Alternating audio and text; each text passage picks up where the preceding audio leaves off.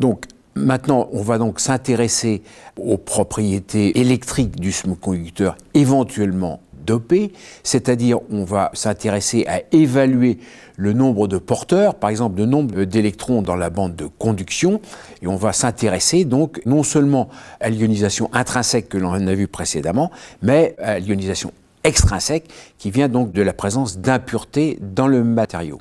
Alors, donc, la densité d'électrons dans la bande de conduction est toujours désignée par petit n, petit p, la densité de trous. Maintenant, donc, si un atome de phosphore est ionisé, c'est-à-dire qu'il a perdu un électron, donc on crée une charge Nd+, qui est liée à l'effet donneur, et de même, l'effet accepteur va induire la présence d'ions Bohr négatifs que l'on note Na-. Et donc la neutralité électrique impose que le nombre de porteurs dans la bande de conduction plus le nombre d'ions Bohr est égal aux densités de porteurs dans la bande de valence plus charge positive plus les ions phosphore qui ont donc été ionisés de manière positive. Donc Na- plus N est égal à P plus Nd+. Ça c'est la neutralité électrique. Alors, il faut bien comprendre la différence entre ces notions. Petit n, c'est un électron libre, c'est un électron qu'on va pouvoir récupérer dans un circuit électrique extérieur. En revanche, Na-, ce sont des ions Bohr négatifs, donc ils sont fixes. Ceux-là, on ne peut pas les récupérer. De même pour P et Nd+. Nd+, ce sont des ions phosphore qui sont fixes, donc ils ne bougent pas en présence d'un champ électrique. Alors on peut montrer que la probabilité d'occupation d'un donneur par un électron ou d'un accepteur par un trou sont données par les relations suivantes. Le facteur 1,5 serait un peu long à démontrer, il vient en fait de la localisation des niveaux de donneur et accepteur, en fait que les deux états dégénérés ne peuvent être occupés simultanément à cause de la répulsion coulombienne. Ça vient de là. Et à partir de ces équations et des expressions précédemment établies pour N et P, on peut obtenir en particulier la loi de variation du potentiel chimique en fonction de la température et des différentes concentrations de porteurs, à partir généralement d'une résolution numérique. Donc pour vous donner un exemple, on va traiter le cas du semi-conducteur qui est uniquement dopé donneur. C'est ce qu'on appelle un semi-conducteur dopé N.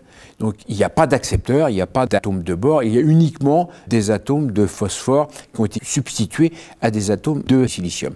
Donc on va négliger Na-, donc les équations précédentes se simplifient.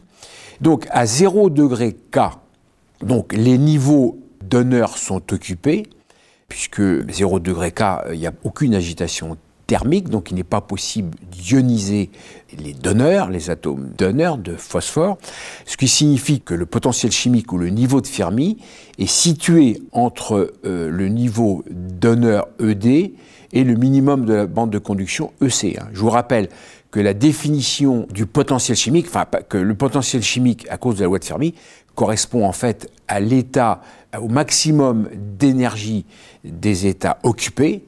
Donc si le donneur n'est pas ionisé, ça veut dire que son état est occupé, donc ça veut dire que le niveau de Fermi est situé au-dessus du niveau donneur. Ça c'est vrai à 0 degré K. Maintenant, dès que la température augmente, ces niveaux donneurs vont pouvoir être ionisés. Donc à ce moment-là, le niveau de Fermi va descendre en dessous de ED, ça veut dire qu'il y a une probabilité d'ionisation. Donc on va avoir des électrons libres dans la bande de conduction. À ce moment-là, les électrons sont donc les porteurs majoritaires, puisque le niveau donneur est proche de la bande de conduction, et les trous sont des porteurs minoritaires. Donc ça, c'est le régime, dans le cas du silicium, à 300 à température ambiante. Donc le régime que j'ai décrit, c'est-à-dire donc plus la température augmente, plus les niveaux donneurs sont ionisés, on va arriver à une température où tous les donneurs sont ionisés. À ce moment-là, petit n devient constant, puisque la température n'est pas suffisante pour entraîner de l'ionisation intrinsèque, c'est-à-dire transition bande de valence, bande de conduction. Je vous rappelle que la différence entre ED et EC est très faible par rapport à la différence entre EV et EC. Donc ça veut dire que si tous les niveaux donneurs sont peuplés, le nombre de porteurs est constant, puisque la température n'est pas suffisante pour engendrer un nombre, disons, important ou un nombre non négligeable de transition bande de valence, bande de conduction. Alors maintenant, quand la température augmente quand la température devient élevée, le peuplement de la bande de conduction va toujours être dû aux atomes donneurs qui sont donc totalement ionisés. Et plus la température augmente, plus à haute température, les transitions bande de valence, bande de conduction vont devenir importantes, ce qui fait que donc le niveau de Fermi va se déplacer naturellement vers le milieu de la bande de valence, qui correspond au régime intrinsèque. Donc, les calculs précédents établissaient ces relations. Donc, vous voyez qu'il y a différents régimes. Alors, je présente log de n en fonction de 1 sur t, c'est-à-dire qu'à très basse température, donc 1 sur t très grand, c'est ce qu'on appelle le régime d'ionisation extrinsèque, c'est-à-dire que plus la température augmente, plus on ionise les donneurs jusqu'à un plateau. Le plateau vient d'où? Il vient du fait que tous les donneurs ont été ionisés, c'est-à-dire qu'il n'y a plus de donneurs disponibles, ils sont tous ionisés.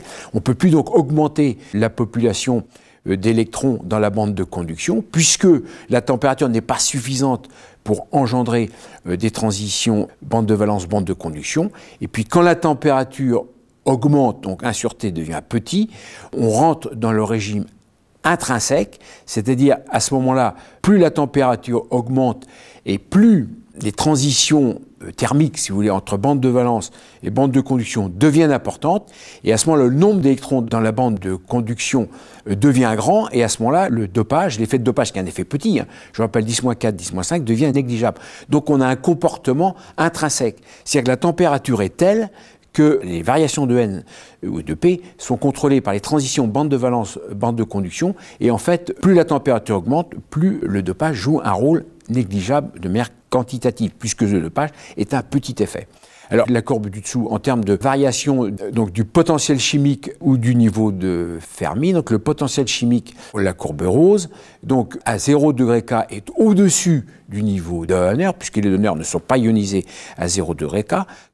Donc, ce que l'on voit en particulier sur la courbe du bas, c'est que donc à très haute température, quand les transitions bande de valence, bande de conduction deviennent de plus en plus probables, alors ça dépend effectivement de la valeur de la bande interdite, ça sera en fait plus important dans le cas du germanium qui a une petite bande interdite que celle du silicium, et on voit que dans ce cas, en particulier, donc le nombre de porteurs est dominé par les effets thermiques et non plus par les effets de dopage. Je vous rappelle que le dopage est un effet très petit quantitativement.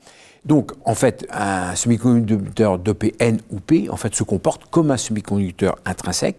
C'est-à-dire que l'importance du dopage devient négligeable. Le semi-conducteur se comporte comme un semi-conducteur intrinsèque.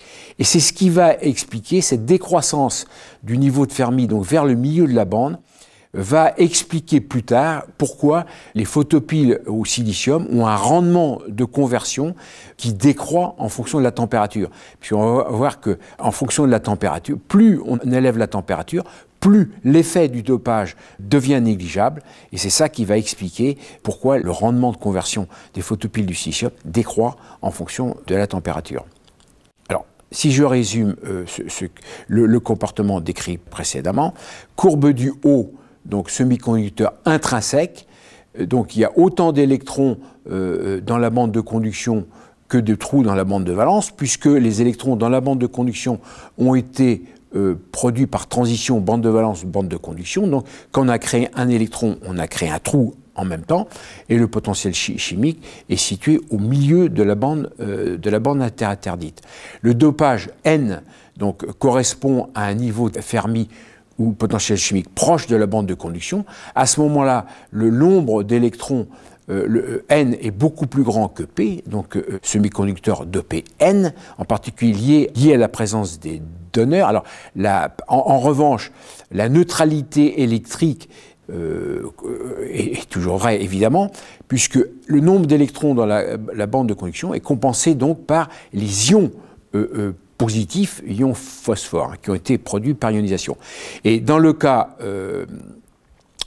du dopage P, on a exactement un comportement symétrique, où alors le nombre de trous P est beaucoup plus grand que N, et la neutralité électrique est assurée à cause de la présence des ions bord négatifs. Donc je vous remercie et donc je vous invite à consulter l'annexe 3 qui donne les ordres de grandeur des niveaux accepteurs et donneurs dans la bande interdite. Merci.